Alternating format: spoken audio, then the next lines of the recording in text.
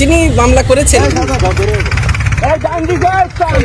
এই যে রিপোর্টগুলো আসছে মাননীয় শিক্ষামন্ত্রী নির্বিচারে বালু তোলায় রাত দিন। আসসালামু আলাইকুম। দেশ এবং প্রবাসে, দূরে এবং কাছে যে যেখান থেকে আমার এই ভিডিওটির সাথে সংযুক্ত হয়েছেন সকলকেই আন্তরিক শুভেচ্ছা অভিনন্দন। প্রিয় দর্শক, আজকে কিছু কথা আপনাদের সাথে শেয়ার করব। তার আগে কিছু কথা বলে নিতে চাই, আমি কিন্তু এখন গ্রামের বাড়িতে আসছি। ঈদটা বাড়ি কাটাবো, তাই আপনাদের সাথে কিছু কথা শেয়ার করব ভিডিওর মাধ্যমে। কারণ আপনারা অনেকেই জানেন আমি কিন্তু শহরে থাকি এবং ঢাকাতে থাকি। তো ঢাকা শহরের আমি যে প্রতিষ্ঠানে চাকরি করি, তো চাকরির পাশাপাশি কিন্তু আপনাদের সাথে আমি ভিডিওর মাধ্যমে কথা বলি।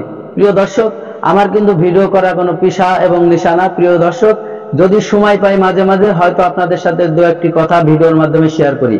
দর্শক, আজকের এই ভিডিওতে আপনারা দেখতে পারতেছেন আমার পিছনে কিন্তু একটা বন রয়েছে, অর্থাৎ কেলার বাগান। তো আমি কিন্তু একটা ফাঁকা আমাদের বাড়ির পাশে ফাঁকা বাড়ির পাশে রয়েছি।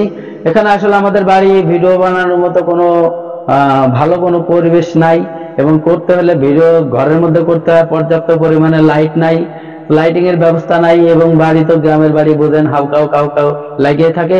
তো বেশি কথা বাড়াবো না, আজকে ব্যারিস্টার সুমন ভাইকে নিয়ে কিছু কথা আপনাদের সাথে শেয়ার করবো। তো সে ব্যারিস্টার শিক্ষামন্ত্রী দীপুমণিকে নিয়ে কিছু কথা বলছে, সেই কথাগুলো আপনারা ইতিমধ্যে হয়তো ভিডিওর মাধ্যমে শুনেছেন, এবং পুরো ভিডিওটি আপনাদেরকে দেখাবো। প্রিয় দর্শক, শিক্ষামন্ত্রী দীপুমণি উনি কিন্তু মোটামুটি 9-10 বছরে ভালো টাকাই কামাইছে। তো একজন মন্ত্রী হলে মোটামুটি বেশ, বিশেষ করে আমাদের দেশে একজন নেতা হওয়া মানে, একজন এমপি হওয়া মানে, একজন মন্ত্রী হওয়া মানে সে মন্ত্রী হওয়া মানে অনেক টাকা ইনকাম করা একজন।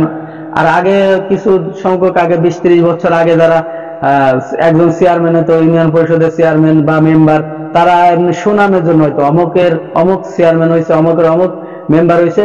যাই ওনার যে আত্মীয় স্বজন ছিল ওনার এলাকা চাঁদপুরে, তো চাঁদপুরে ওনার এক ভাই নাকি একজন চেয়ারম্যান। তো একজন চেয়ারম্যানের এতটাই পাওয়ার যে চাঁদপুর জেলা শহরে যে নদী, মানে যে নদীতে লঞ্চ চলাচল করে ঢাকা থেকে চাঁদপুর বাড়ি, যে বিশাল বিশাল ট্রলার যায় এবং লঞ্চ যায়, সেই লঞ্চের যে বড় বড় নদীগুলা। মাননীয় শিক্ষামন্ত্রী নির্বিচারে বালু তোলায় রাত দিন 2 শতাধিক ট্রেজারে চলে বালু উত্তোলন, আর 8 বছরে প্রায় 2800 কোটি টাকা পকেটে চলে।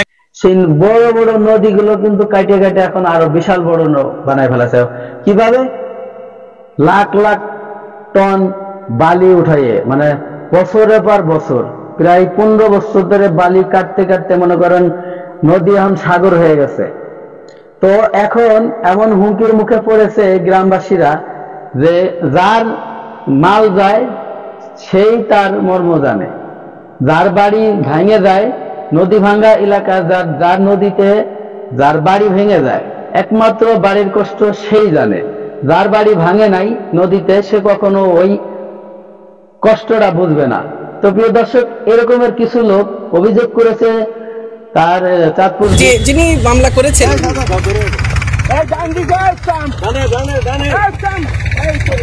এই যে জেলা প্রশাসকের কাছে, তো তার একটি সূত্র ধরে 25 জনের নামে মামলা হয়েছে, ফৌজদারি মামলা, এবং ওখান থেকে অনেকবার এই নদী কাটে বালি উত্তোলন করার জন্য নিষেধ করা হয়েছে, নোটিশ দেওয়া হয়েছে জেলা প্রশাসকের মাধ্যমে।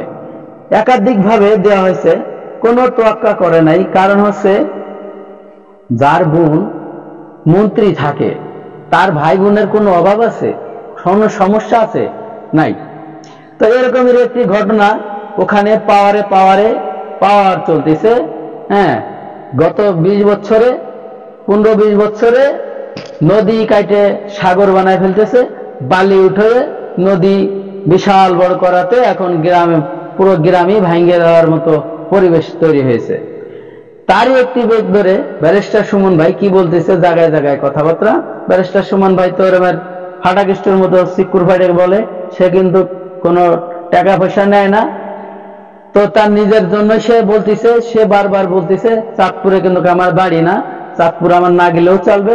কিন্তু চাঁদপুরে যে লোকজন রয়েছে, গ্রামবাসীরা রয়েছে, তারা অনেক কষ্টে রয়েছে। বিভিন্ন ভিডিও করে তারা সোশ্যাল মিডিয়ায় আপলোড করতেছে যে আমাদের বাড়ি ঘর দোর ভেঙে যাচ্ছে, একটা কিছু করেন। তোরা বলেন তো, কোনো মন্ত্রীর নামে এবং মন্ত্রীর ভাইয়ের নামে কমপ্লেন দিলে থানার থেকে যদি লোক না আসে গ্রামবাসীরা কিছু করতে পারবে? কেউ কিছু করতে পারবে না। তো এরকমেরই ঘটনা দীর্ঘদিন ধরে ঘটে আসতেছে।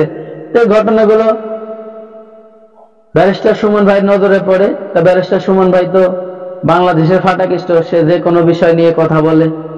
তো এরকমেরই একটি ঘটনা, ব্যারিস্টার সুমন ভাই যখন একটা ভিডিওর মাধ্যমে, লাইভের মাধ্যমে দীপু মুন্নিকে নিয়ে সোশ্যাল মিডিয়াতে একটি ভিডিও আপলোড করলো, কিছু কথা বললো, তারপরের দিনই কিছু উনাদের নামে 25 জন নামে ফৌজদারি মামলা হয়ে গেল।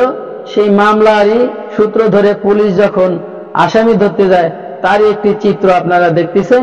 পুলিশ কিভাবে দৌড়াচ্ছে, আসামি ঘরে বসে রয়েছে, পুলিশ দৌড়ে আসামির ঘরে ঢুকতেছে।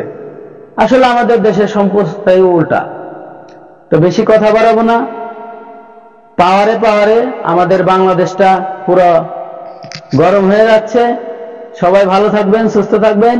ব্যারিস্টার সুমন ভাইয়ের এই কর্মকাণ্ডগুলো অনেকেই পছন্দ করে না, মাঝে মাঝে আমিও করি না, তারপরেও আপনাদের সাথে কিছু ভিডিও শেয়ার করি, কারণ সে উচিত কথা কয়। তো উচিত কথা কইলে আসলে আমি আবার উচিত কথাগুলো আপনাদের সাথে শেয়ার করি। তো সবাই ভালো থাকবেন, সুস্থ থাকবেন। আল্লাহ হাফেজ।